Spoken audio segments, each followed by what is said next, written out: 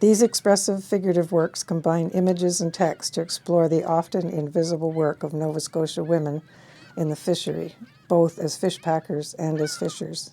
The paintings draw on many sources, religious iconography echoing the reliance on faith to sustain fishers and their families through storms and loss, classical symbolism relating to the age-old biblical work of fishing, and folk traditions and motifs which decorated and enrich domestic lives in the coastal communities.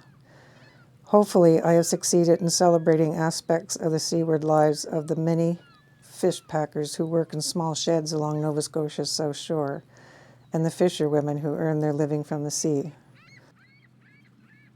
I have been attracted to the material culture of the fishery since the shocking cod moratorium imposed in 1993. Since that time, I have been working on various series of fishing-related paintings, partly for reference. I somewhat haphazardly accumulated a sizable collection of vintage artifacts related to the fishery. I drew inspiration from these objects, which offered a tangible connection with my own ancestors and the larger history of the South Shore fishing communities. However, as the collection grew, I began to realize that these objects offered an opportunity to explore a different kind of art making. Long fascinated by medieval reliquaries, Victorian curio collections, the work of Joseph Cornell, and the idiosyncratic curatorship of Turkish writer Orhan Pamuk, I began to assemble the objects in combinations that were intended to transform their context, significance, and impact, much the same way that found poetry can reshape a piece of prose so that it is experienced in a new, more evocative and powerful way. Hopefully, the resulting assemblages will serve as modern reliquaries, evoking a way of life in all its complex and difficult glory.